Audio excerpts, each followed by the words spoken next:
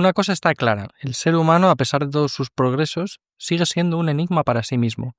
Ni siquiera los más insignes psicólogos han logrado ponerse de acuerdo respecto de si la personalidad cambia o se mantiene, si es innata o aprendida, si existe o no existe, si son 3, 5 o 16 sus factores y una larga lista de otras tensiones conceptuales. A pesar de todos los cuestionarios que se han elaborado para esclarecer la personalidad, ninguno es capaz de dar una respuesta satisfactoria al misterio de la persona humana. Es un fragmento del epílogo del libro La personalidad en tus manos, de Juan Pablo Rojas y Nicolás García. Bienvenidos al Club Dalroy. Y además hoy con un invitado de lujo, porque ha venido desde Chile para estar... No ha venido para esto, pero es una cosa muy, muy bonita que quiero contar. Bueno, primero de todo, Nicolás García, bienvenido, buenos días. Muchas gracias. ¿Qué tal? ¿Todo bien? ¿Todo bien? Javier Rubio también, nuestro tomista de referencia. Hoy va a adquirir además mucha importancia su tomismo ilustrado contemporáneo. Sí, para hacer comentarios marginales. Para hacer comentarios, para hablar de personalidad y del misterio de la persona, muy importante.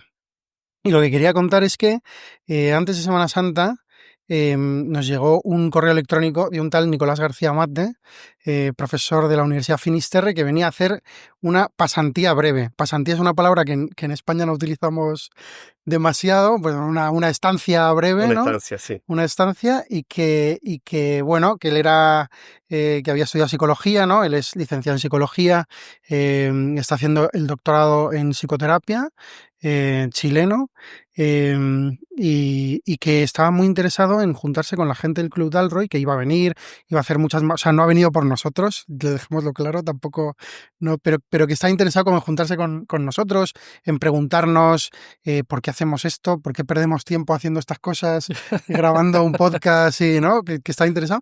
Y entonces, a mí ya me alegró, porque oye, hay gente que nos escucha en Chile. Está claro. Y que más o menos le interesa lo que hacemos, un poco, aunque sea, ¿no? De todas formas, te estamos decepcionando claramente, porque la gente interesante del Club Dalroy son Ana, son Nacho, son Santi, es David. Es verdad. Hemos venido aquí los dos gañanes, pero bueno. Estamos aquí los dos. Es lo que hay.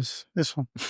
Y nada, entonces lo que le dijimos es, bueno, primero le pedimos perdón públicamente porque le hemos ido contestando con días de retraso y con, en fin, o sea bueno, pero nos hemos juntado. Y entonces hemos juntado reunión y grabación, porque al estar en un podcast, pues decimos, oye, Nicolás, ya que vas a venir, ya que vas a estar en España, ya que vas a estar presencialmente en la Universidad Francisco de Vitoria, ¿por qué no nos juntamos y por qué no nos cuentas un poco también qué estás haciendo, a qué te dedicas? Y entonces nos dijo, pues mira, acabo de publicar un libro con este Juan Pablo Rojas que se llama, y hemos leído este fragmento al principio, La personalidad en tus manos, ¿no?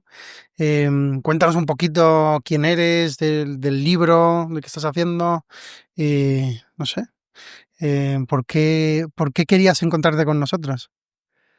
Bueno, primero muchas gracias por la apertura. La invitación también a grabar el podcast, no me lo esperaba, solo quería reunirme. Así que buena sorpresa. Pues aquí estás liadísimo. Un saludo a todos. Y bueno, estoy haciendo una pasantía aquí en la Universidad Francisco de Vitoria. Yo soy psicólogo y académico de la Escuela de Psicología de la Universidad Finisterre, en Chile.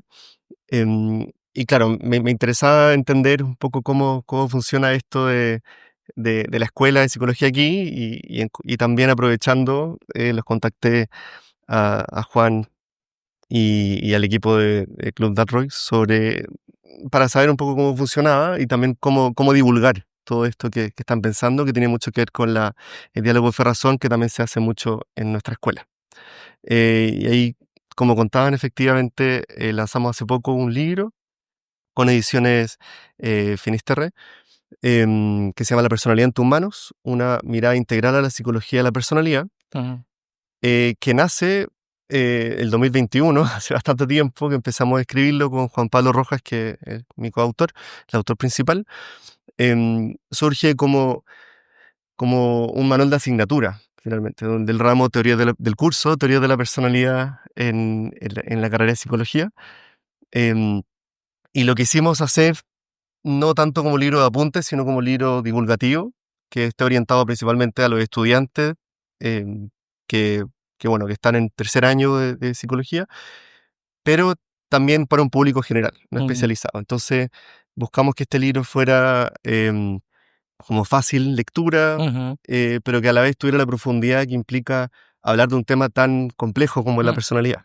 La distinción es interesante, ¿eh? Porque es verdad que, y esto puede aclarar bastante a mucha gente, hay manuales de dos tipos. Hay manuales que son manuales de curso, Ujú, que son manuales que uno escribe para una asignatura concreta de una universidad concreta o de un lugar concreto, con un vocabulario muy técnico y con unas manías, por decirlo así, de un profesor determinado, ujú, que claro, si uno intenta descifrar ese manual de fuera de la universidad, pues no se entiende nada. En cambio, hay otros manuales que están pensados con un fin más divulgativo, más de introducir a Más a una amplio. disciplina, efectivamente.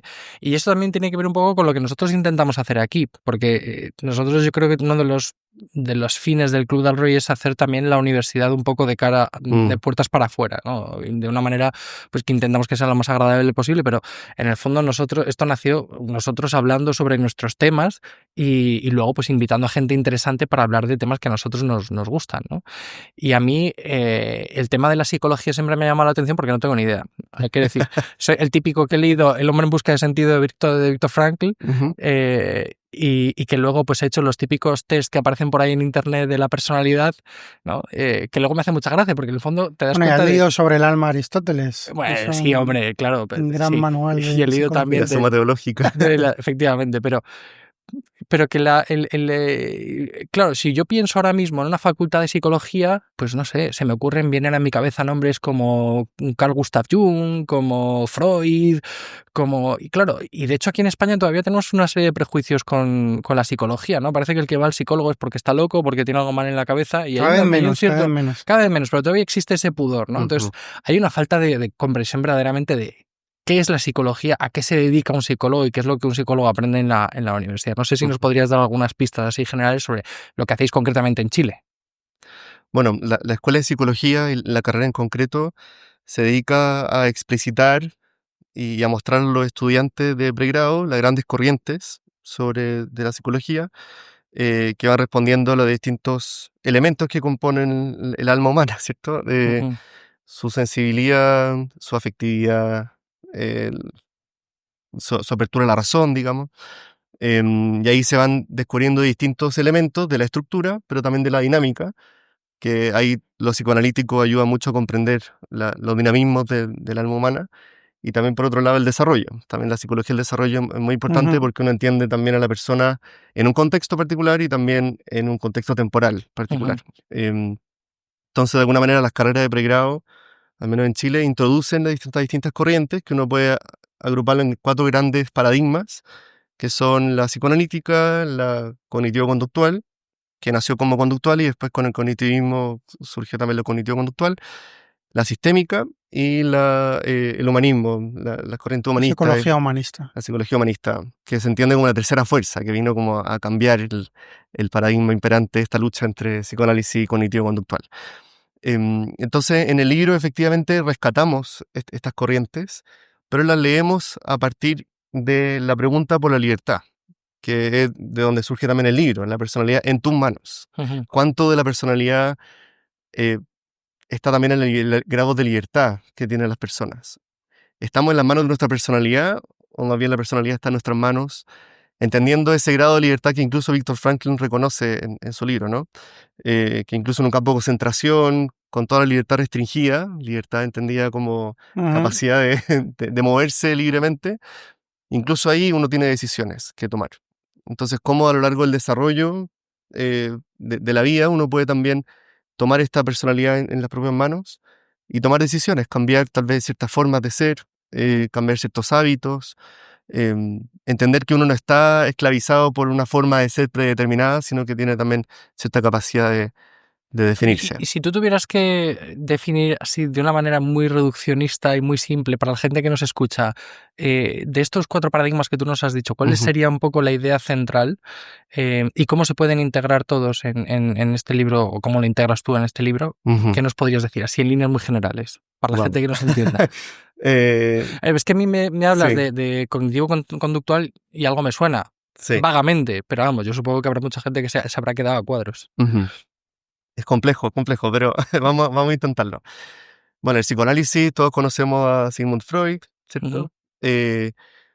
Él propone que uno está predeterminado por experiencias tempranas Ujú. y sobre todo por las pulsiones, que son Ujú. esta energía vital que dirá Jung, que es una energía como que produce eh, más energía, o sea, energía psíquica como tal, y que hay una parte del ser humano que es inconsciente, que es de donde surge toda esta fuerza, estas pulsiones. Ujú.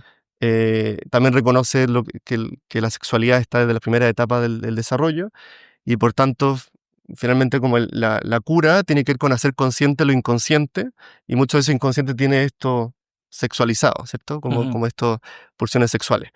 Él también diferencia entre pulsiones de vida y pulsiones de muerte y uno podría leerlo de esa manera, como entender cuánto es constructivo o productivo y cuánto es destructivo Sí, Ujú. Eros en y el ser humano. Thanatos, ¿no? El Habla de Eros y eso. el Thanatos, efectivamente.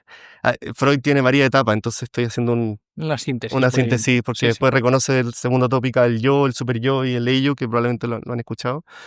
Pero en definitiva es eso, la dinámica de los afectos que está predeterminado por experiencias tempranas marcadas por estas pulsiones sexuales. Ujú. Y por tanto el cambio en psicoterapia, porque esto es una corriente psicoterapéutica, tiene que ver con la limpieza de la chimenea, que Ujú. es lo que dice Freud, que es un poco hacer consciente lo que está inconsciente, que finalmente trabaja con la neurosis, con la histeria en su tiempo. Ujú. Eso es el O sea, psicoanálisis.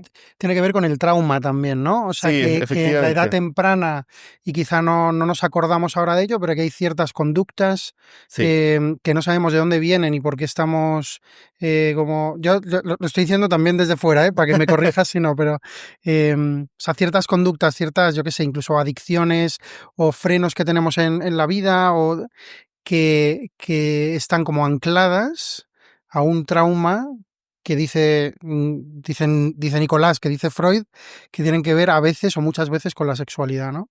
Yo entiendo también que en lo religioso, porque esto es la parte que yo he estudiado más, tiene que ver también con el padre, o ujú, con la muerte del padre, o con matar al padre. Y aquí, el descubrimiento del inconsciente colectivo en Jung, que me parece sí. súper interesante, ¿no? Jung lo que dice es verdad que hay un inconsciente, pero claro, lo que llama neurosis colectiva Freud, sin embargo, para Jung es positiva. O sea, en cierto modo Freud te quiere curar y Jung dice, no, hay que darle más espacio a esto. Mm. Lo digo porque también incluso dentro de la misma escuela, a veces de maestro a discípulo puede haber mucha oposición o mucha No, Jung diferencia se separó completamente de Freud. completamente. Ujú. Sí, sí, fue por caminos separados, efectivamente.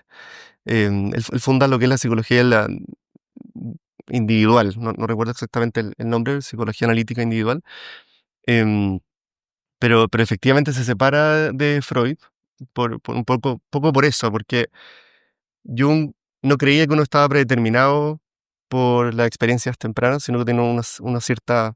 Uno decía que el futuro, la proyección te jalaba, te ayudaba también a construir un futuro distinto. Ujú.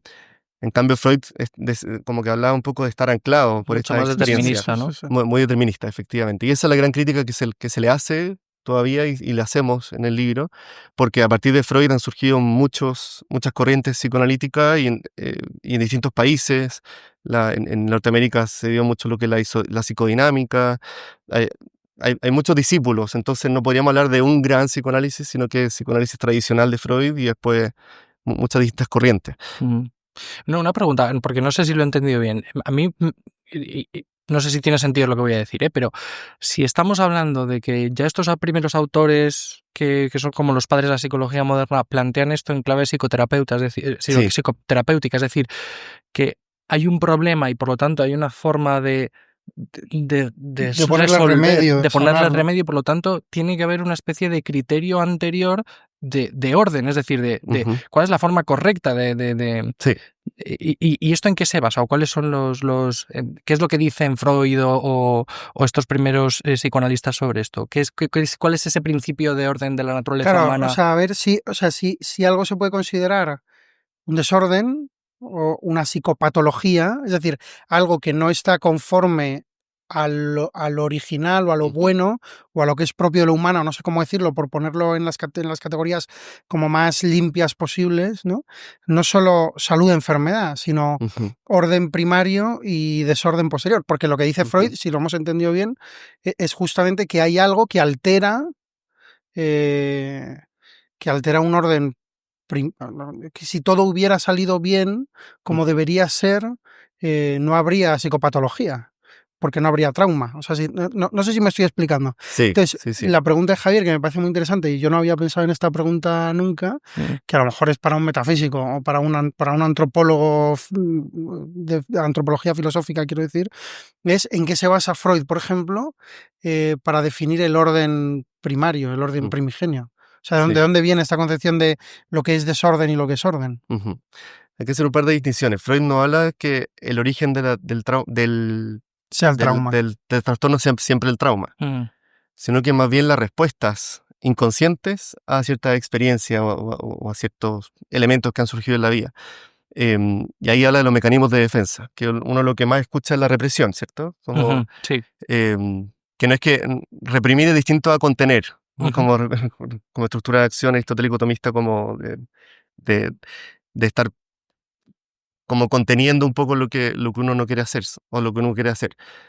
Sino que reprimir es un mecanismo que todavía se está estudiando porque no se sabe si existe como tal, pero em, que busca de alguna manera inconsciente, voy a decir contener, pero no es lo mismo, contener todas estas pulsiones, esta energía, ujú, esta fuerza, es un modelo muy hidráulico, como una represa, y por eso también ujú, tiene sentido el nombre, represión, para que el yo no se desborde. ujú, Y esto tiene que ver también con la época en que Freud vivía, que es la era victoriana, donde efectivamente la cultura, la sociedad, no permitía mucha expresión de los afectos, no permitía mucha expresión de nada, porque estaba restringido a lo que estaba bien, como Es socialmente. una especie de Socialmente. moral social fuerte. Efectivamente, una moral social muy fuerte que generaba que esta represa que se construía, que cada uno construía desde el imperio de lo moral y lo social, tuviera ciertas como heridas y que por donde esta energía buscaba salir. Y ahí él veía la histeria de la mujer, que eran estos trastornos conversivos, como estos movimientos, estos desmayos, estos Ujú, parálisis. Veía síntomas de esta energía muy fuerte inconsciente, em, que luchaban por mostrarse, Ujú. por expresarse. Esto es muy distinto a la época actual, porque en la época actual vemos que no hay tanta, Pero, o sea, incluso Bueno, uno podría decir que de hecho cero, hemos pasado al extremo contrario, efectivamente. en cierto Y por eso modo. se dice que incluso podría no haber represión actualmente. Hay una falta de pudor, ¿no? Respecto de mostrar lo interior, incluso se habla. A veces sí, las redes sociales son una plataforma para mostrar todo, lo bueno y lo malo. Entonces tal vez actualmente no hay represión, pero en esa época se veía que sí, y ahí Freud lo que decía que era lo sano era poder expresar, poder como mostrar finalmente toda esta afectividad, que uno puede decir hasta qué punto está bien, bueno, pero porque en el mejor de los casos es paradójico, ¿no? Porque él, por un exactamente, lado, defiende una especie de psicoanálisis que se basa en una mirada determinista de la persona y luego, en cambio, defiende que la forma de superar la dolencia, la forma de superar la situación negativa tiene que ver con la liberación, ¿no? ujú, Con la libertad. sí, Que a mí en el mejor de los casos me resulta paradójico. ¿Cómo puedes tú hablar de libertad dentro de un sistema determinista? ujú. Pero una libertad que viene no tanto de la mirada cristiana de la libertad, eh, Una libertad de movimiento, ¿no? De poder hacer lo sí, que te dé la gana. exactamente, Ujú. sí. Tiene que ver con poder dar rienda suelta a estos afectos. A mí aquí me ayuda, seguro que Nicolás lo ha leído, un librito de Eric Fromm Ujú. que se llama El miedo a la libertad. Bueno, tiene varios, tiene el arte de amar, también habla El un arte de poquito de amar, esto, sí, pero en el miedo a la libertad, o sea, este Eric Fromm era un fenómeno, era un tío un sí, poco extraño, ¿no? Porque era de la escuela del sí. psicoanálisis, él era marxista, era judío, o sea, mezcla como muchas cosas, era medio filósofo, era medio psicólogo, aunque no estudió psicología, y yo cuando leía El miedo a la libertad decía: "Joder, veo muchas de estas cosas quizá una cierta represión hoy también, aunque no sea la represión de la que hemos hablado a la hora de mostrar los sentimientos, pero de lo que él se da cuenta hace ya un montón de años, 60 o 70 años, incluso más, es de que en realidad no queremos ser libres. Ujú. O sea, de que cuando de hecho tenemos muchas opciones, se bloquea la capacidad de Sí. decisión, ¿no? Y ahora hay un ejemplo muy sencillo que yo le pongo a mis alumnos, ¿no? Cuando te has pedido una pizza porque vas a ver no sé qué serie de Netflix, todavía no has elegido, la pizza se ha enfriado, ¿no? Ya ha llegado la pizza, se ha enfriado y no eres capaz de decidir. De hecho, hay un montón de mecanismos algorítmicos que te eligen la serie por ti mismo o que te, ¿no? O Sí. en España tenemos, supongo que en Chile también, el restaurante chino que tiene una carta Ujú. para pedir platos que tiene 40.000 platos de pollo, lo que sea, como que ya no sabes que estás tan saturado de posibilidades Ujú. que de hecho se bloquea el mecanismo de decisión, ¿no? Entonces, una de las cosas que dice Eric Fromm, que también en el arte de amar él distingue entre esa libertad de movimiento, ¿no? El libre albedrío, Ujú. diríamos, y la verdadera libertad, que es lo que permite incluso a uno en un campo de concentración como Viktor Frankl, es decir, incluso aunque tenga restringida la posibilidad de movimiento, aunque esté metido en una celda, puedo reconocerme verdaderamente libre si sé en función de lo que vivo, ¿no? Si tengo sentido, diría Ujú. Viktor Frankl, ¿no? O sea, si tengo algo a lo que se refiere mi vida. Entonces, no sé, yo creo que esto es posterior en realidad a Freud. O sea, que Freud no concibe tan claramente esta distinción entre libertad de movimiento y libertad interior, por así llamarlas. Diría que no, yo tampoco soy experto en Freud, así que no me he leído todas sus conferencias, pero efectivamente yo diría que no, Fromm es bastante posterior a Freud. Ujú. Em, em, pero claro, ahí lo interesante es esta mirada que él reconoce de la necesidad de expresar afectos que hasta ese momento nadie había dicho explícitamente de esta necesidad, pero yo creo que se fue como pendularmente hacia el otro lado, de expresarlo todo, y así fueron tomando los distintos seguidores. Em, Cuando uno podría hablar de que se tiene que expresar lo razonable para cierto Ujú. contexto, cierta Ujú. situación, y no simplemente lo que se venga, ¿cierto? Y eso genera, de alguna manera, que el psicoanálisis se pierda de vista como esta libertad, que, Ujú. que se rescata así en otros autores, que uno podría ahora ver en otros autores que llaman cognitivo-conductual, Ujú. que eran contemporáneos a Freud, era todo el conductivismo, o sea, El el conductismo. conductismo, em, que ahí uno ve Watson, Skinner, Pavlov, Ujú. en Rusia, ¿cierto? Que Del, del, pensaban del, que, de los experimentos de Pavlov, yo creo que sí que ha oído hablar todo el mundo, ¿no? sí, exactamente, del perro de Pavlov, Ujú. me Perro, imagino sí. que lo habrán escuchado. Sí, sí. Y bueno, de Watson, el experimento de Pequeño Albert, no sé si lo han escuchado. No, yo no. Eh, A mí me quiere sonar, pero sí. no. A ver. Bueno, lo que comparten estos autores antes de poner el ejemplo es que todo es aprendizaje. Entonces uno está frente a un estímulo y ese estímulo refuerza ciertas conductas que uno tiene. Y por tanto, todo lo que va pasando en la situación, en el contexto, va marcando la forma de ser de las personas. Entonces las personas están predeterminadas no ya por esta dinámica de los afectos, que es lo que dice Freud y la experiencia temprana, sino que más bien por la situación, por el Mm. contexto y las Por un situaciones. aprendizaje situacional, ¿no? Exactamente. Por cómo vamos aprendiendo a reaccionar dependiendo de Sí, los estímulos de cada circunstancia. efectivamente. Y eso es el condicionamiento. Y Ujú. está el condicionamiento clásico, Y que es Watson, el Pavlov, y el operante. condicionamiento operante, que tiene que más que ver con el premio, el castigo, Ujú. que es más lo que se aplica en las escuelas actualmente, ¿cierto? Incluso en la crianza. Pero claro, este ejemplo de pequeño Watson es bien fuerte porque fue un Del pequeño bebé. Albert. Pero Watson es el que sí, hace, Watson es el que hace el disculpen, experimento, sí, eso sí. Freud diría que esto Lapsus. fue un acto fallido. Mezclé dos Tú, cosas. el inconsciente El inconsciente traicionero. está hablando, no sé por qué, pero ahí lo podremos descubrir. Claro, el pequeño Albert, que estudió Watson, era un bebé, no recuerdo bien los meses que tenía o el año, pero que lo expusieron a distintos elementos, una rata, una barba de Papá Noel, no sé si le dirán así, Sí, sí, Sí, ¿sí? sí, sí. em, que compartían ciertas características, que eran blancos, que eran rugosos Ujú. o sí, con cierta pelaje, ¿no? textura, así como un pelaje.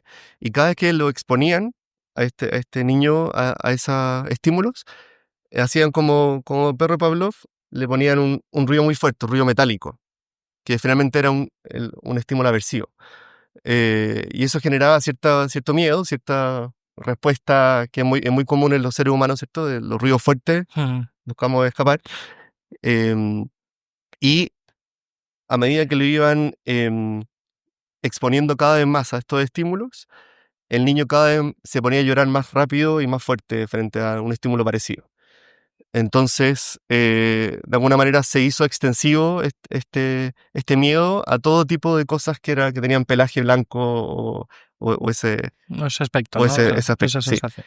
El experimento falló, o sea, más que falló, se terminó antes de que pudieran hacer la extinción del estímulo, porque eso es parte también del- de la propuesta de Skinner y de todos los que lo siguieron a Watson, que es que también el condicionamiento puede extinguirse frente a ciertas circunstancias. Y eso tiene también implicancias terapéuticas, porque uno lo ve en todos los tipos de miedo. El miedo a subirse a un avión, el miedo a... Las famosas fobias, ¿no? La fobia, exactamente. Sí, el miedo a estar en lugares muy cerrados o muy abiertos, que es la agorafobia, o los trastornos de pánico, o el miedo o la ansiedad social, etcétera, el espectro de fobias, uno podría pensar que pueden extinguirse. Em, y bueno, y con el pequeño Albert se acabó el experimento antes por temas éticos. Finalmente la madre ya no estaba dispuesta a que su niño siguiera sufriendo ese tipo de cosas y no se sabe muy bien qué pasó con él, con este niño. No se sabe si vivió una vida normal o se fue, pero de alguna manera eso eran los principios de la psicología, ya no se hacen estos experimentos, no pasa ningún comité de ética.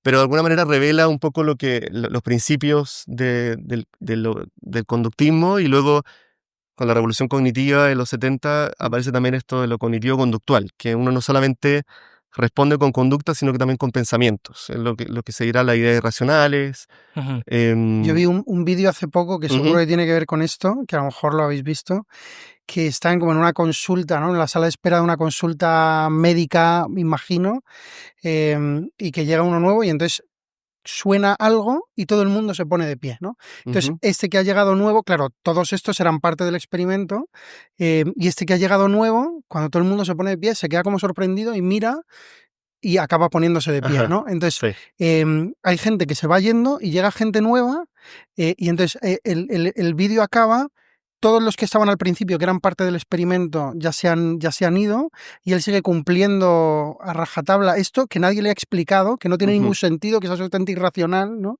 Se sigue poniendo de pie hasta el punto de que entra otro nuevo, y cuando no se pone de pie, él como que Indica al le otro, dice, oye, te tienes que tiene que levantar, ¿no? levantar, sí, Porque aquí se hace, o sea, sí, yo lo que pensaba es, aquí se hace esto. sí. Y claro, esto es condicionamiento. Em, De alguna manera sí. claro, o sea, aquí hay la adopción de una conducta que uno asocia a una situación determinada, Sí. que nadie le ha explicado, pero que sin embargo, no sé, o sea, ¿cómo explica? ¿Tiene algo que ver con esto? ¿Cómo se explica desde el punto de vista de la psicología? Sí, Eh, claro, es que ahí entra todo lo que es la psicología social, que yo creo que tú puedes ser más experto que yo como de entender todas estas dinámicas que tienen que cumplir con ciertas normas, que el premio ahí sería no estar en contra de la norma, eso ¿cierto? es. Efectivamente. Por ejemplo, uno va caminando por la calle y si ve personas mirando a un edificio en altura, uno en general se detiene a mirar. Bueno. O si hay un accidente en la autopista, uno también mira si es que hay otros Bueno, coches parados. se hace un atasco Se hace un siempre, atasco ¿no? siempre que hay un accidente se hace un atasco, no por el accidente, sino por la gente que Por se la queda gente que se mirando. para, sí. Y eso tiene que ver un poco con esta como construcción social, eh, o sea, como construcción de la sociedad que vamos como adquiriendo normas, Mm, vamos aprendiendo simplemente con mirar. Y eso lo vemos también en la crianza, ¿cierto? sí, Que los eso. niños aprenden y empiezan a Los impulsar a... experimentos de Bandura son muy Sí, importantes aquí. efectivamente, Bandura es lo que siguió un poco lo cognitivo-conductual desde lo social, lo sociocognitivo. Esto es. Em, Que es interesante porque, y por eso yo creo que es tan sano hacer énfasis en la formación del sentido crítico, ¿no? Porque parece que hemos aprendido en base a, oye, esto es así ujú, porque es así, y si no me lo pones en el examen te penaliza, y esto ujú, es así porque es así, y si me lo pones bien te premio de alguna manera, ¿no? En cambio, en vez de, no, esto es así y rétame y aprende por qué y enfréntate y trata de resolver por ti mismo o de alguna manera llegar a esta misma conclusión por tu propio razonamiento. Sí, pero es verdad que aquí en psicología social se habla mucho también y es muy importante que o sea, nosotros tenemos la idea social, yo creo que bien traída en general, hablando poco técnicamente, que los prejuicios son malos. Pero en realidad, socialmente, los prejuicios generan una sociedad sana. No me refiero... Ya, pero digo, o sea, que uno aprende socialmente, o sea, que aprende por imitación. Por supuesto, Y pero que llega un luego momento en el que tiene hay que madurar, integrarlo, efectivamente. que uno lo puede integrar y es razonable y es signo de madurez. Y de hecho esto se estudia en la psicología del ciclo vital, ¿no? A nivel individual, cuando uno empieza a hacer crítica, uno empieza a querer darse razones de por qué hace lo que hace, de por qué elige lo que elige, de por qué le gusta lo que le gusta, de por qué quiere lo que quiere. Esto es. Sí, yo me refiero, porque es que fíjate, he estado leyendo últimamente por el proyecto de innovación que estamos David y yo, de aprendizaje basados en experiencias de juegos de mesa, que hay una crítica muy fuerte contra la gamificación en el aula, precisamente por esto, porque dicen es que con la gamificación no se aprende verdaderamente, sino que lo que haces es responder a estímulos. Entonces, si haces esto bien, pues te doy un premio. Si haces esto mal, pues no ganas el juego. O ganas el juego o no ganas el juego, o encima te premio yo por ganar el juego y te castigo por no... Pero que eso no genera un aprendizaje verdaderamente profundo y significativo, ¿no? Claro, lo que yo quiero demostrar es que lo que yo propongo no es eso, no es una gamificación, sino que es una experiencia de juego independiente sobre el cual luego se hace una reflexión posterior, que es algo yo creo que es muy distinto. Pero vamos, que no sé si esto tiene algo que ver con lo cognitivo-conductual de lo que estábamos hablando. Sí, claro, es que tiene que ver con el aprendizaje, efectivamente. Y claro, lo complejo de eso que comentas de la gamificación es que después cuando llega en el entorno laboral, cada vez que uno hace algo bien, no va a recibir un aumento de sueldo o va a recibir un bono necesariamente. Entonces, eso puede también explicar mucho la frustración que vive en general la gente joven y que hay no sé cómo será acá en España, pero en Chile hay mucha movilidad, mucha exploración. O sea, la gente dura un año y medio en un lugar de trabajo y con suerte. O sea, porque la gente se aburre fácilmente porque faltan estímulos, falta estos refuerzos, estos retos, desafíos, o la proyección de crecer, finalmente, que es muy razonable, pero de alguna manera puede tener que ir con esto. Bueno, y al mismo tiempo quien conoce muy bien, seguro que están en los equipos de todas las empresas tecnológicas que diseñan algoritmos en las redes sociales, este proceso lo conocen muy bien, ¿no? Muy bien. De ir premiando, de ir ¿no? generando como este caramelito de dopamina, y luego tú a lo mejor ves 15 vídeos, ¿no? Estoy hablando de TikTok o de los shorts de YouTube o lo que sea, ¿no? Ves 15 vídeos que no te interesan, pero de repente ves uno que te interesa, ¿no? Y luego 20, y luego 25. Entonces, o sea, de lo que se trata es de que estés enganchado, constantemente enganchado, estimulado, esperando este premio. Entonces, o sea, digo, desde fuera a uno le parece muy difícil, a mí me parece muy difícil decir, no somos como los perros de Pavlov. No somos como las palomas estas a las que a uno le dan un toquecito, ¿no? Y entonces si levantan la cabeza, te dan un toquecito, entonces están todas con la cabeza agachada, ¿no? Como los experimentos. O sea, somos un poco, o bastante a veces, o sea, según a lo que uno mire, y yo creo que esto tiene que ver con el libro, ¿no? Y con la pregunta, porque más que dar una clase de psicología, o sea, a mí me interesa más en este texto del principio que hemos leído, ¿no? ¿Quién es la persona? ¿Qué es la persona? A nivel psicológico, o sea, ¿qué es mi personalidad? ¿Cómo se distingue personalidad de carácter? ¿No? Esto que hablábamos al principio. ¿Yo puedo generar algo de mi personalidad o no? ¿O viene ya todo predeterminado? ¿Soy como el perro de Pavlov? O sea, solo respondo a estímulos y estoy obligado a responder así. Y entonces, claro, quien domine esto va a dominar el mundo. Quien sepa cómo funciona, quien sepa tocar las teclas necesarias, va a hacer que yo le compre su producto, va a hacer que yo esté enganchado 3 horas seguidas a esto. Pero ¿Y por qué no estamos haciendo esto en el Club Dalroy para que todo el mundo se enganche a nosotros y ganar mucho dinero? Pero es que la experiencia de alguna forma es como principal prueba de contraste o de verificación o de falsación, no sé cómo decirlo, pero en el momento en el que hay una persona que no sucumbe ante el condicionamiento, que las hay, ¿no? Hemos tenido el experimento social que dicen algunos de la pandemia, ¿no? De meternos a todos en casa y de obligarnos a vacunarnos y demás. Y ha habido todos los estímulos posibles para que eso se hiciera de esa manera y que todos obedeciéramos, y muchos lo hicimos, pero hubo también mucha gente que no. No, pero yo creo, no lo sé, también es explicable desde la psicología. Es decir, también hay un gregarismo y hay un premio en el que va contra la norma social. Y de hecho buscan agruparse y hacen una cacelora y no se quieren vacunar y no lo sé, ¿eh? O sea, que tío, que no Hombre, es pero el esto yo tema creo que de... tiene, Pero que tiene que ver con la naturaleza social del ser humano. Pero que total, yo... total. O sea, sí, sí, sí, yo estoy súper a favor, ¿eh? O sea, que no, que estoy No, pero haciendo un que poquito así abogado del como... diablo para aterrizar justo en el punto de dónde reside. O sea, en qué reside propiamente el misterio de la persona y cómo se despierta esta libertad o este deseo de algo que está como... O sea, yo tuve un profesor de antropología filosófica, Alfonso Pérez de la Borda, que decía, es que somos un 99,9% igual que los chimpancés, que es fenomenal. Pues lo que nos distingue es el 0,1. O El sea, ¿qué es misterio este del que 0,1, hablábamos, no? O el misterio del sea, que ¿qué es hablábamos, ¿no? esto que hace al ser humano, que hace a la persona humana distinto del perro Pavlov? Ujú. Bueno, pero está claro que el psicoanálisis y el Cognitivo conductual. cognitivo-conductual no tienen la respuesta a esta Total. pregunta. No, Pero tienen algunas respuestas. claro. Efectivamente, sí, son respuestas parciales. Pero Eso es un dicen algo poco, verdadero pero acerca decir de algo verdadero, nosotros. Ujú. efectivamente. Pero como lo que decimos en el libro es que como se ponen en una vereda que no ven la realidad completa. Un poco como esta metáfora del elefante, no sé si la han Sí, la de escuchado, los ratoncitos, de los ¿no? ratoncitos ciegos que van viendo distintas partes del elefante. Ah, este es el elefante completo, pero la verdad es que no. Ujú. Entonces, la filosofía, decimos en el libro, nos ayuda, desde la metafísica, a entender el elefante completo de esta personalidad, rescatando aquello. No significa negar, no significa dejar de lado, sino que rescatando aquellos elementos que han dicho y propuesto de manera muy, muy sabia algunos de los principales autores de la psicología de los últimos 120 años, o sea, tampoco es tanto tiempo. Em, y rescatando también aquellos elementos que se han dicho mucho antes, o sea, de Santo Tomás, de Aristóteles, eh, que han dicho muchas verdades también. Entonces, claro, se ve que hay una mirada parcial de estas dos corrientes que expuse.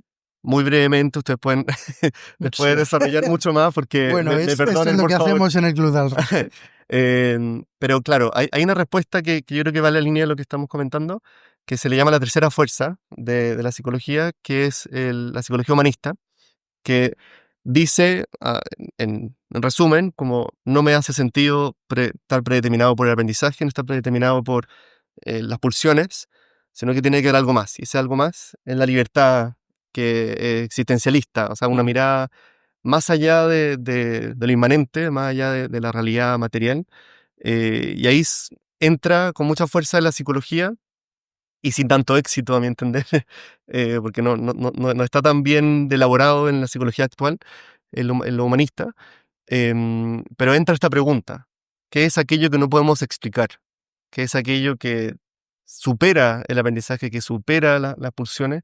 Y ahí entra todo con mucha fuerza como respuesta la creatividad, la libertad, eh, pero se toman desde lugares que de mi punto de vista no son los mejores, ¿cierto? Como nacen desde el pesimismo que trajo toda la guerra, la Primera y Segunda Guerra Mundial, nacen también de un existencialismo que es derrotista, nacen de toda la influencia de Sartre, em, y eso implica pensar en un ser humano que se pueda actualizar, que potencialmente puede ser feliz, Ujú. que se puede desarrollar hacia adelante, no marcado ni predeterminado por el pasado ni por el contexto, sino que se hace a sí mismo, pero eso deja de lado todo lo trascendente a Dios finalmente. O sea, Es una pena porque hay otro autor del cual podría haber hablado Santi si estuviera aquí, que es Kierkegaard, Kierkegaard. exactamente, que es otro la angustia existencialista existencial, magnífico sí, que abre esta posibilidad de la trascendencia. Y de sí. hecho,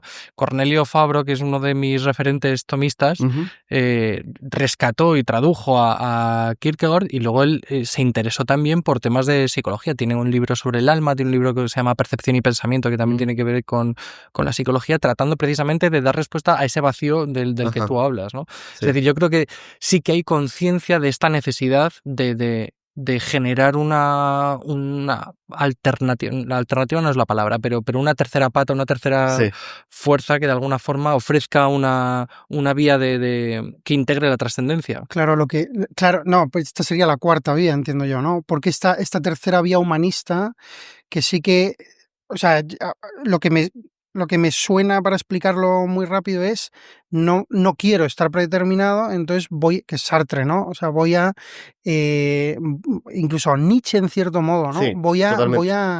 Voy a con mi vida decir que no, Ujú, pero sin fundamentar, o sea, sin capacidad de integrar lo ujú, anterior a veces, ¿no? ujú, O como negándolo o como huyendo hacia adelante, ¿no? ujú. Entonces, claro, es una fuerza muy vital y por eso el vitalismo en cierto modo es como Sí. no quiero estar predeterminado, ¿no? Quiero ser libre y porque quiero ser libre entonces tengo que pues empeñarme y creo que de hecho en el siglo XX es un experimento fallido, ¿no? Y lo estamos, yo creo que estamos viendo las consecuencias ahora, ¿no? Del self-made man, ¿no? Del Sí, hombre hecho a sí mismo.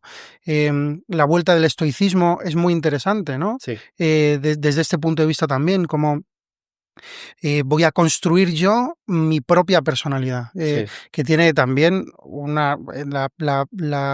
todo el movimiento woke, todo, y todo bueno, el transhumanismo en cierto modo, pero todo, o sea, hacerme yo a mí mismo a mi imagen y semejanza, ¿no? Exactamente. Frente a soy imagen de otra cosa, que puede ser también desvinculado de la tradición religiosa o de la referencia trascendente, yo soy lo que me ha pasado, yo soy lo que me sucedió, y de esto no puedo escapar. Eh, Aunque volvemos a decir, creo que sí que hay algo de verdadero en esto que decía Freud, ¿no? Porque todos hemos hecho experiencia, creo, de lo terapéutico que es Ujú, poder quitarnos un peso de encima sí. compartiendo un problema con tu mujer, con tu hermano, con tu amigo, ¿no? O sea, de una carga que llevas tú, de repente, ¿no? Hacer consciente lo inconsciente, poner palabras, contarle a otro, esto es muy terapéutico. Claro, que esto sea acompañado, que eso sea, que uno lo pueda integrar, no simplemente dejarlo atrás corriendo hacia adelante, que es lo que yo he entendido que propone al inicio la psicología humanista partiendo del existencialismo, creo que llama como a una cuarta vía, ¿no? Como a una comprensión del ser humano y su integralidad, Ujú, eh, desde su origen, llamando a un final, ¿no? ujú. Sí, ahí varios temas que nosotros reconocemos en el libro que tal vez el título lleve a pensar en un self-made man, de pensar que vas a poder hacerte a ti mismo y que vas a poder como reconstruirte, muy Ujú, de la lógica de la deconstrucción, ¿no? Como de pensar en yo me hago por completo a mí mismo, sin referencia más que yo, Ujú. pero no, lo decimos en un par de párrafos, decimos, no estamos diciendo No, que no, somos, yo no no, estaba diciendo lo tengo claro, que sí. lo decís vosotros, ¿eh? Sí, sí, sí, pero da a entenderse. Y de hecho el título puede parecer un libro de autoayuda. La personalidad en tus manos, busca el camino de la felicidad. Pero claro, está esa pregunta, por cuánto de lo que somos podemos efectivamente hacerlo por nuestra cuenta, sin referencia a nadie más que nosotros. Y ese es efectivamente el problema que vemos en la psicología humanista como tal, que de alguna manera todas estas corrientes se han ido reformulando y pensándose de forma más integral en el siglo XXI, y por tanto uno no puede decir que la psicología humanista es completamente individualista, para nada. De hecho, están en contra del individualismo. O sea, Total. eh, se toman luchas como el ecologismo, como pensar la sociedad como, como el bien para la mayoría. El Entonces, feminismo, el claramente. feminismo, exactamente. O sea, pero sí hay algo que es dónde está la referencia de quién soy. Y eso uno puede decir cuán individualista es, ¿cierto? Ujú, Em, pero hay una apertura a la espiritualidad. Y esa apertura a la espiritualidad, claro, esta cuarta vía sería es que esta espiritualidad está en una persona. Y ujú, esa persona es Dios. O la Santísima Trinidad, como, o sea, las tres personas de la Santísima Trinidad. Em, pero antes de entrar ahí, en ese como espacio de cuarta vía que le han dicho, tal vez ver brevemente como la corriente sistémica, ujú. que no ve la referencia ni en el aprendizaje, ni en las pulsiones, ni en la libertad personal, sino que lo ve en la persona en sociedad. Cómo el individuo se construye, se consolida en relación. Y esto también habla de algo bien particular de los seres humanos, ¿no? Que nacemos en un nicho, una familia, Ujú, somos hijos de, somos padres de, somos hermanos de. Pero ahí la pregunta es cuánto nos determina eso. Y la corriente sistémica habla de que uno está de una causalidad circular, hay muchos elementos que no vale la pena desarrollar, pero de alguna manera cómo esas experiencias en la familia, en la sociedad, van marcando una forma de ser. De hecho, uno podría no hablar de personalidad, sino que de sociedad simplemente, y cómo se va construyendo. Pero todo esto, estos paradigmas, estos cuatro que fui mostrando, de alguna manera revelan parcialmente distintos elementos que es necesario rescatar. Y en el libro buscamos cómo integrarlos a partir de la antropología aristotélico-tomista, y ahí surge esta idea de la referencia puesta en alguien, una persona que es Dios, que también no lo decimos tan explícitamente, y de hecho en el mismo título también está expresado, porque la personalidad está en mis manos, pero sobre todo en las manos de Dios. Ese es para mí el título final, finalmente, que está en la mano de los dos. Em, y cómo yo también participo em, de esa Creación, podríamos decir. creación, efectivamente, claro. Yo participo de mi creación, yo no soy un títere, simplemente Claro. que estoy al arbitrio de mi creador, sino que mi creador me dio también la libertad para hacerme cargo. La libertad para hacerme cargo a partir de mis experiencias previas, de mi forma de ser, a partir de dónde nací, de mi familia, o sea, reconociendo toda la complejidad de lo que cada ser humano es, Ujú. ¿qué puedo hacer yo al respecto?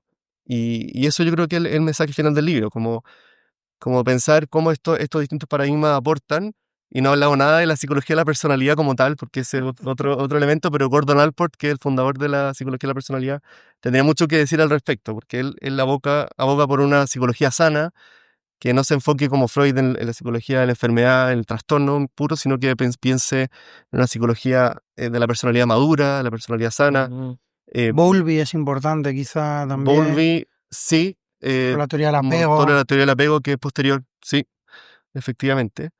Pero al final la pregunta es cómo rescatamos aquello Sí, que se nos dio genéticamente y hereditariamente, que es el temperamento, Ujú. aquello con lo que nacemos, esas predisposiciones, cómo nuestro aprendizaje de la infancia temprana, sin razonabilidad que implique que nosotros nos hacemos cargo, sino que... A mí me parece muy interesante esto, porque en el fondo lo que hace es la pregunta es cómo superamos el reduccionismo Exacto. que implica una mirada terapéutica cuadriculada, basada en una mirada unívoca de la personalidad y del ser humano, y cómo podemos integrar la tremenda individualidad Ujú, dentro de esta complejidad de la que tú nos has hablado, ¿no? Del el hecho de que venimos de una familia, en cierto modo somos hechos mucho más que nos hacemos, pero también nos hacemos, están los dos ingredientes, ¿no? Y eso nos hace absolutamente únicos. ¿Y cómo puede una psicología abrazar esta absoluta unicidad dentro ujú, de la común naturaleza que compartimos todos los seres claro, es humanos? que, o sea, a mí se me ocurre antes cuando Nicolás nos contaba que la psicología humanista ha tenido menos éxito.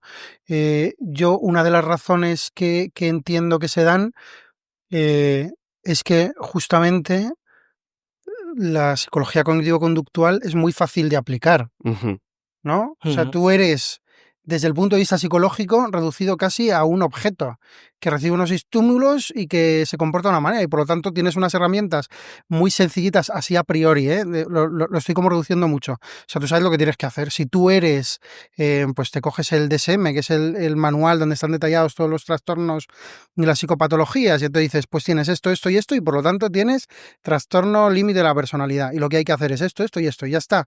Y tú no eres más que esto, tú no eres un misterio, tú no has nacido en una familia, tú no ujú, tienes una sociedad que te limita y al mismo tiempo te posibilita, porque todo límite es fuente de posibilidades ujú, también, ¿no?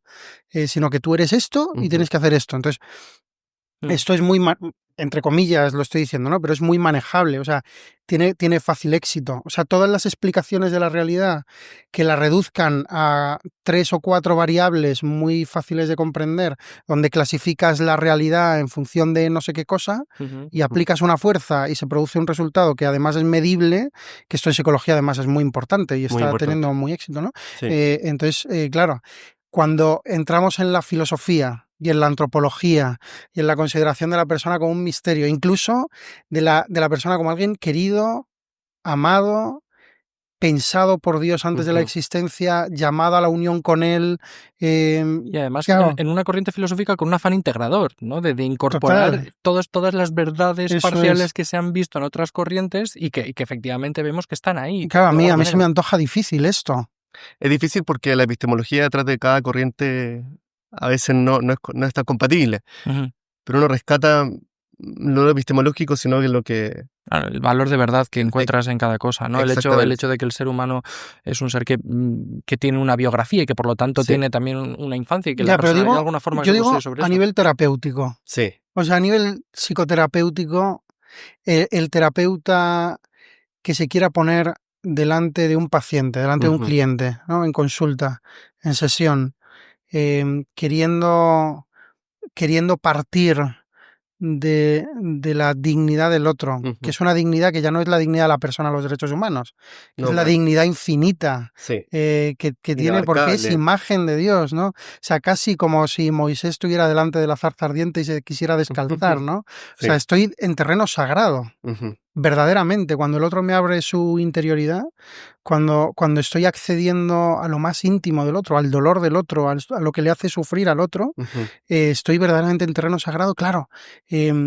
Terapéuticamente me parece mucho más difícil. Por un lado, me parece más fácil porque es más verdadero, y esto hay que Ujú. decirlo, ¿no? O sea, que uno está como delante de un corazón que es querido y que ha sido redimido por Dios, ¿no? Pero por otro lado, para mis alumnos de psicología, que van a ser psicoterapeutas y que Sí. yo les miro y digo, pero espérate un momento, o sea, tú estás ya en cuarto y vas a hacer el máster y el máster es habilitante y ya vas a estar atendiendo pacientes o incluso ya estás con una responsabilidad psicoterapéutica en prácticas. Claro. em, claro, no sé si se explica, no sé si se entiende lo que estoy intentando explicar, que es muy fácil decir, bueno, esto es como un motor, entonces, Estas son las piezas que claro, estas son las funcionan. piezas, Es entonces, fácil aplicar la sí, receta, sí, pero claro, o sea, si mantenerse... sale humo negro puede ser o porque la quema, o porque la mezcla de combustible la está haciendo mal, o porque no sé qué, entonces tengo que Sí. cambiar esto y ya funciona bien, Ujú. pero la persona no es eso, ¿no? Ujú. Entonces, ¿cómo explicar? ¿Cómo generar un modelo de intervención en psicología que tenga en cuenta este misterio? No sé, o sea, Ujú. que me parece Sí. precioso, ¿eh? Que es la tarea en la que entiendo que estáis, ¿no?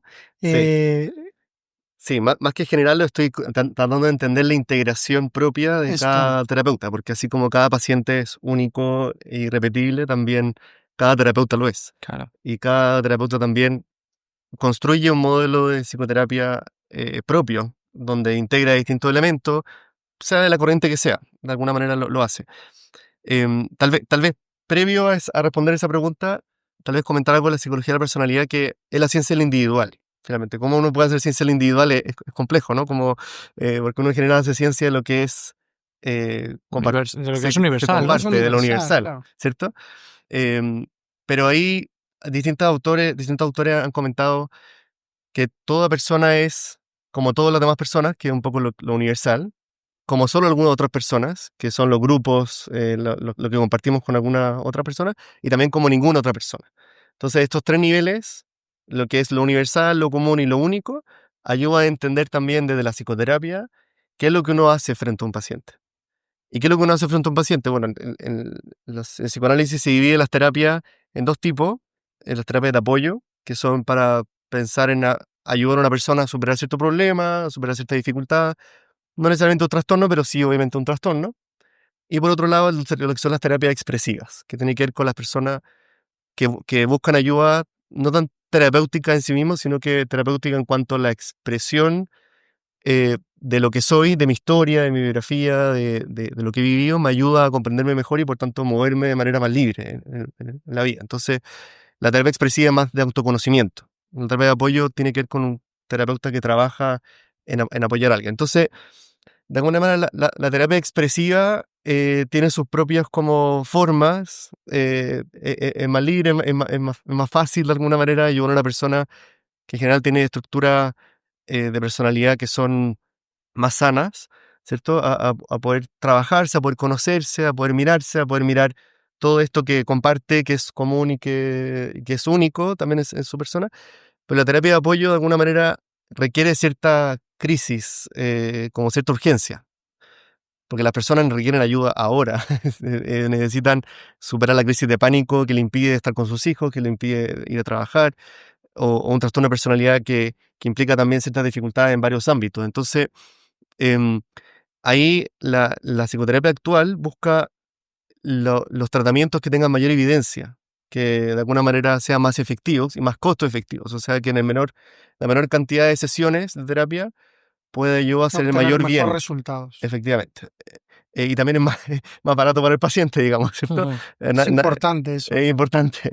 Por eso en la terapia expresiva muchas veces uno ve desde el psicoanálisis a personas sentadas en un diván por 3 veces a la semana, por 5 o 7 años, o incluso más, porque se están conociendo y tienen esa inquietud y bueno, pueden pagarlo, que no sé si todo el mundo puede hacerlo, pero en las terapias de apoyo somos bien, estamos más orientadas a las personas que requieren un apoyo inmediato o también no tan urgente, pero sí necesario. Y ahí uno se pregunta, ¿qué es lo mejor para la mayor cantidad de gente? Y uno puede entrar en el mismo criterio, como qué es lo universal, qué es lo que compartimos todos, ¿cierto? Qué es lo común, qué es lo que pueden compartir las personas que tienen un cierto trastorno, que son los síntomas que se develan en este manual que comentaba, ¿cierto? El DSM, que de alguna manera a veces se convierte en un checklist. O sea, las personas tienen tal síntoma por tal periodo, etcétera, entonces tienen tal trastorno y ese trastorno requiere tales intervenciones. ¿Ya? Esa es la manera. Pero el problema con esa mirada de lo común eh, es que, por poner un ejemplo, la depresión, solamente la depresión con la cantidad de síntomas que se requieren para cumplir con el criterio diagnóstico, implica que hay más de 2000 formas de depresión, Ujú. porque son distintas combinaciones. Claro. Y eso genera como la pregunta, y está muy actual en la disciplina, de esta heterogeneidad de la depresión, ¿qué hacemos al respecto? Porque tal vez un tratamiento no funcione para todos los tipos de depresión. Entonces vamos a estar con una persona probando distintos tratamientos, vamos a estar con una persona que un poco se hace con los medicamentos también. El medicamento de primera línea se ve que funciona para la mayor cantidad de gente posible, con el menor riesgo para su salud, eh, y vamos probando otras líneas si es que no funciona la primera, ¿cierto? Ujú. Lo mismo podría verse con tratamientos, pero también es poco efectivo. Entonces, la pregunta está, ¿cómo valoramos y reconocemos esto único, ¿cierto? De la persona, que es aquello que es propiamente de ella y de nadie más, y cómo lo llevamos a sesión. De ahí un tema de la formación de los psicólogos, porque muchos psicólogos nos formamos tal vez con terapias manualizadas, con formas muy estructuradas de hacer terapia, Ujú. y la investigación también requiere que hayan terapias manualizadas para poder eh, reducir la mayor cantidad de variables confundidoras y poder hacer que el estudio sea efectivo y sea riguroso y tenga Claro. calidad. Y entonces son problemas que se ve en la brecha entre la clínica y la investigación, pero que finalmente llevan a que la clínica eh, tenga también estas trabas de cómo hacer terapia manualizada, pero que también integren lo individual. Y ahí actualmente, porque es lo que estudio en el doctorado, pero se ha hablado de una yuxtaposición entre lo que es la disciplina, la investigación, lo que dice la investigación de mejor tratamiento para el trastorno, en las características del cliente o del paciente, como quieran decirle, es decir, su historia, sus rasgos, su trastorno en concreto, Ujú. porque no se estudia, no se trata de una enfermedad, sino que se trata de una persona que está enferma, ¿cierto? Mm. También, como todo lo que implica sus características personales, sociales, culturales, etcétera. Y por último, también la expertise del clínico, en mi propia experiencia, Claro. que también Eso es es fundamental. muy fundamental porque al final, como les decía, no solamente el cliente o el paciente es completamente único, sino que también el terapeuta. Y ahí entra algo que a mí me interesa mucho estudiar, que es eh, la comprensión o la mirada de la naturaleza humana que está en los clínicos, en el terapeuta. Aquel terapeuta que está atendiendo a un paciente, qué piensa o qué cree, explícita o implícitamente, sobre la naturaleza humana. ¿Cree que las personas son libres o están predeterminadas? ¿Cree que es todo aprendizaje? ¿Cree que las personas están determinadas por las relaciones que tienen? ¿O es completamente libre y puede hacer lo que quiera? ¿Entienden? Como, a mí me interesa eso estudiar, como, y lo estamos estudiando un poco, de cuál es la concepción o la construcción de la naturaleza humana que está en los clínicos, en los terapeutas. Ujú. Entonces ahí se juega la personalidad, tanto en el cliente como en la visión que tiene el terapeuta y también el terapeuta cómo se mira a sí mismo, ¿cierto? ¿Cuál es su estilo? ¿Cuál es lo que le interesa, lo que le gusta? Sí, que es de sentido común por lo demás, ¿eh? Porque a todos nos ha pasado que cuando empezamos, por ejemplo, a ser profesores, Sí, pues lo que hacemos es imitar a otros profesores que llevan más sí. experiencia hasta que vamos generando nuestro propio estilo, ¿no? Ujú. Pero claro, todos tenemos, yo creo que muy claro en el momento en el que nos lo preguntan, qué es lo que nosotros comprendemos como el modelo de docencia de fondo, cómo entendemos que debe ser la relación profesor-alumno o maestro-discípulo. Sí. Yo creo que es análogo a lo que nos estás diciendo, ¿no? Es decir, hay un elemento yo creo que tiene que ser necesariamente clave en la terapia, que es el de la propia experiencia, ¿no? Cuando tú, seguramente cuando empiezas con la terapia, pues te apoyas mucho más en la manualística, te apoyas mucho más en lo que te da garantía o te da seguridad. Estás inseguro, claro. Conforme vas adquiriendo experiencia, pues vas haciendo tu propio estilo. Y sin embargo, tanto de joven como de adulto, al menos esto sería lo deseable, es conveniente que tengas un concepto de naturaleza humana subyacente porque es en el fondo sobre lo que estás trabajando. O sea, lo tienes sí o sí. Efectivamente. Claro, aunque sea implícito. Aunque sea implícito. Claro, efectivamente. El tema es que la mayoría de los psicólogos no nos preguntamos eso. Y no nos hacemos Claro, explícito. esto es un fenómeno curioso que a veces hemos discutido en el claustro y que yo a veces hablo con los alumnos, que es que la psicología ha nacido en un momento en que las ciencias científicas, el movimiento científico, el positivismo, ciencias empíricas, ¿no? Las ciencias naturales están ganando mucho peso. O sea, después de Kant, justo, donde la metafísica no es posible como ciencia, donde pues todas las ciencias humanas están relegadas a un segundo puesto. Y entonces la psicología nace justo queriendo como legitimarse frente a este movimiento muy positivista, muy de medición, ¿no? Donde los métodos de investigación en psicología siempre tienden a lo cualitativo, no, perdón, a lo cuantitativo, y lo cualitativo está como un poquito menos. Y entonces, claro, yo creo que está habiendo una reversión de esto, ¿no? O sea, que nos estamos dando cuenta de... Dentro de otra tentación que es la de acercarse hacia la neurología y ir incluso a sistemas más deterministas de Claro, ¿no? psicología. Y yo creo que esto lo vamos a ver, no sé si Nicolás habrá estudiado esto o no, pero esto nos abre otro episodio entero del podcast, pero es que si los investigadores pudieran como localizar qué es lo que en el terapeuta, en el que practica clínicamente la psicología, produce mejores resultados, esto se le podría dar a un modelo de lenguaje, ¿no? Y que haga una serie de preguntas. Yo supongo que este tema lo habéis hablado alguna vez, claro. Entonces, a lo mejor como primera línea, ¿no? A lo mejor que uno llame a un teléfono, ¿no? Tiene comportamientos autolíticos, ideación suicida, entonces llamas y en vez de que te atienda una persona, que a mí me horroriza esto, pero si hay una voz humana indistinguible de la de un terapeuta, que no se canse, que no tenga sesgo y que esté perfectamente programada, que pueda detectar la inflexión de voz en el que llama. Que sea un experto. Claro, que sea el experto, ¿no? Y claro, Haddad, por ejemplo, habla en contra de esto constantemente, ¿no? La tiranía de los expertos, etcétera. Pero yo creo que esto, bueno, que lo vamos a ver, ¿no? O sea, que se está viendo ya. Claro.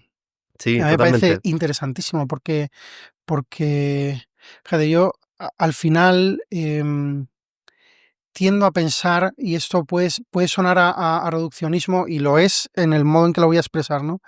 Que uno es, ¿cómo decirlo? Uno es cuando es amado.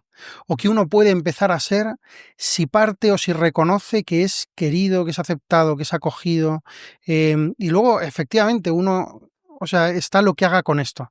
De hecho, es muy interesante que aquellas personas que en su infancia, por aquellos que les tenían que acariciar, han sufrido abusos, por aquellos que les tenían que acoger, que les tenían que introducir en la positividad del mundo, de repente les han abandonado o les han hecho daño, etcétera, tienen, no sé si un condicionamiento absoluto, diría que no, pero ciertamente muchas dificultades y ciertas patologías que tienen que ver con lo social, que tienen que ver con la autoestima, que tienen que ver con el autoconcepto, que son muy difíciles de superar.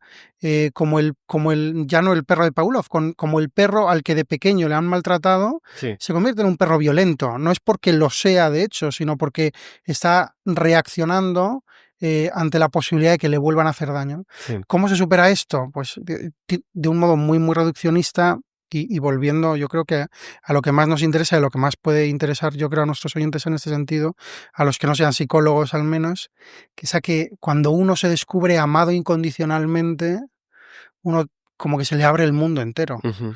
de repente, ¿no? Como que uno ya no vive, o tiene la posibilidad al menos, de que sus miedos, de que sus límites, de que eso no tenga un peso radical en Ujú. quién es, sino que de repente yo redescubra que yo tengo valor para otro y por lo tanto soy valioso, ¿no? Tengo un valor infinito para otro, que en este caso es, evidentemente, es el Señor que se ha hecho carne, que ha querido, que ha querido morir por mí de un Ujú. modo concretísimo y que mi valor está medido por el sacrificio de Cristo. No sé si esto tiene sentido, incluso terapéuticamente. O sea, totalmente. Voy a contestar un poco los Perdón, comentarios que que es que hiciste, abrimos pero muchos melones, ¿eh? sí, desde la sistémica se habla, algunos autores, de hecho españoles, de la nutrición relacional. Así como nos nutrimos con alimentos, también nos nutrimos con relaciones. Y esa nutrición de la relación, sobre todo la experiencia temprana, con nuestras figuras de apego, con nuestros primeros cuidadores, con nuestros pares, van marcando de alguna manera una cierta capacidad de explorar el mundo con confianza, de mirar a los demás con confianza, de relacionarnos con confianza, y eso efectivamente está muy relacionado con la capacidad después de desarrollarse, de florecer, o el flourishing que se Sí, que se habla. y está muy respaldado por la literatura Sí, científica, por otra totalmente. parte. Porque el apego, se habla del apego de la infancia, pero también hay todo un modelo de apego de adulto. Hay otro episodio de podcast para el tema del apego, pero lo que quería decir con esto es que hay una parte de la psicoterapia que se ha visto que es un factor común en todas las corrientes, que es el tema de la relación terapéutica. Porque la terapia finalmente es una relación. Esto Y es. eso es lo que le falta a la inteligencia artificial. Y los mismos alumnos con que hemos conversado de esto, porque han investigado en un ramo, en un curso de desarrollo de proyectos de investigación, han investigado qué opinan los terapeutas sobre la inteligencia artificial. Y en general es esto, es que falta la relación, que explica en la investigación entre un 20 y un 30% del cambio terapéutico, cosa que casi nada más hace, o sea, hay un 70% que es inexplicable. Em, y esto de la relación tiene que ver con que, por un lado, permite que las personas se sientan queridas por quienes son. Ya la psicología humanista rescataba esto con Rogers, Carl Rogers, que es uno de los grandes humanistas, no sé si lo conocerán, Sí, sí. que hablaba de que la relación terapéutica genuina, incondicional, era necesaria y suficiente para generar un cambio en las personas y que puedan autorrealizarse, que pudieran desarrollarse plenamente. Y eso se ha tomado o retomado de distintas maneras en la actualidad, y se habla de la relación terapéutica como el gran mecanismo de cambio en las terapias, pero tampoco se entiende bien cómo funciona específicamente. Pero sí se entiende desde la misma experiencia. O sea, uno llega a un terapeuta y si no hay un clic, si no hay algo que me calza, que me gusta, que no me gusta de su estilo, yo no vuelvo más. Hay algo que tiene que atraerme, que gustarme, que darme confianza, sentirme seguro, ¿cierto? Son varios elementos, y no todos los terapeutas son para todas las personas, para todos los pacientes, sino que uno va viendo ciertos comentarios, no me gustó este terapeuta, pero este otro sí, y tiene que ver con eso, con esa experiencia, con esas características personales del terapeuta, pero también sobre todo con esta relación. Una relación que, dependiendo de la corriente, si es más horizontal, más vertical, pero en definitiva hay una relación. Y una relación que se generan acuerdos en la meta, hacia dónde vamos, un acuerdo también en las tareas, y también un vínculo. Y ese vínculo es lo que se puede sanar también. En la terapia también se habla que hay una experiencia emocional correctiva. Uno viendo al terapeuta cómo se mueve, cómo siente, porque hay muchas corrientes que permiten la autodevelación, sabes que esto me duele, esto que me cuentas me hace pensar en esto que yo viví, etc. Em, y esa experiencia emocional correctiva también de sentir que hay un otro al que le importo, que me ama, que está aquí más allá de Que no cuánto me le pago, juzga. que no me juzga, todo eso va corrigiendo ciertas heridas de apego que se habla.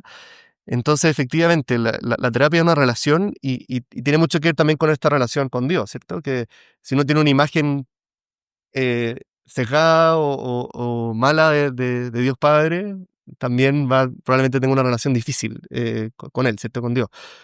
Lo mismo con el terapeuta. El terapeuta puede ayudar a reparar estas heridas con el padre, con la madre, con los padres, con los hermanos, etc. Y hacer que uno pueda moverse con más seguridad, con más libertad y con más conocimiento de lo que soy.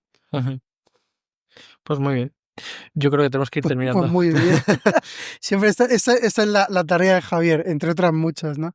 Bueno, yo quería pedir perdón a Nicolás por nuestra osadía de hablar como si supiéramos de psicología. No tenemos absolutamente ni idea, al menos no tenemos yo. absolutamente ni idea. Pero hemos aprendido mucho, al menos yo he aprendido mucho. Hemos aprendido mucho y esperamos también que la gente que escuche esto también. Aprovechamos para recomendar el libro que acaba de publicar. La personalidad en tus manos. Hay que decir, que se me olvidó decirlo al principio, pero es importante, que la Universidad Finisterre de Chile es una universidad hermana de la Universidad Francisco de Vitoria, que tiene una red de universidades, la red Anáhuac, que tiene universidades en México, en Italia, en Chile, la Universidad Finisterre, en Estados Unidos también. La Divine Mercy.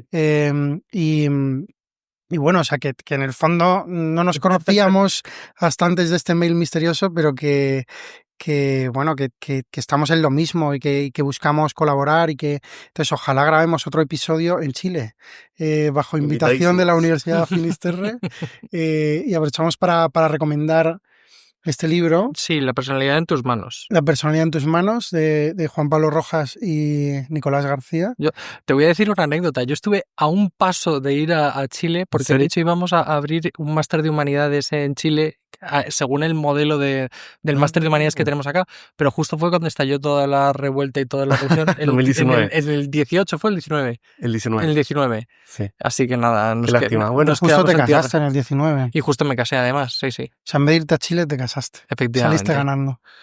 Pues Chile es maravilloso, sí, claro, pero claramente eres salió estupendo. ganando. Pero de todas formas, sigo esperando la invitación para ir a... Eso es, vamos a Chile, claro. Bienvenido.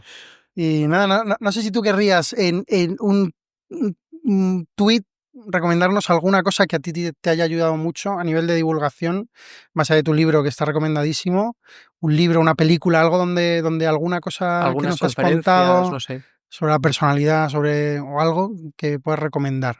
Yo, conociendo el podcast, vine preparado con un libro en concreto, pero no sobre personalidad, sino que sobre autoconocimiento. Yo soy del movimiento de Schoenstatt y hay un libro que me ayudó mucho, bueno, en la adolescencia, pero también en la época universitaria, que se llama El Dios de la Vida, de Herbert King. No sé si lo conocerán, pero es un libro muy, muy interesante que reconoce un poco este Dios que actúa en la propia vida y ayuda a uno también a reconocer ese Dios que actúa, que está ahí. Qué bueno. Muy ¿Sabes bien. que grabamos un episodio sobre el movimiento de Schoenstatt? Sí, lo escuché. Lo escuchaste. Sí. Bueno, pues muchísimas gracias. Un placer, la verdad. Esperamos que también a quien nos escuche le haya ayudado y haya aprendido tanto como nosotros. Y nada, el próximo en Chile, la verdad. Feliz. Gracias. Muchas gracias a ustedes. Queridos amigos del Club Dalroy, muchas gracias por escuchar este episodio. Os animamos, si no lo habéis hecho ya, que os suscribáis a nuestros canales en Spotify, en YouTube, donde pronto empezaremos también a publicar algunas entrevistas y contenidos interesantes. Y por supuesto que si creéis que este episodio puede interesarle a alguien que conozcáis, que nos ayudéis a darlo a conocer. Y también que nos pueden seguir en redes sociales, Twitter, Instagram y escribirnos cuando quieran.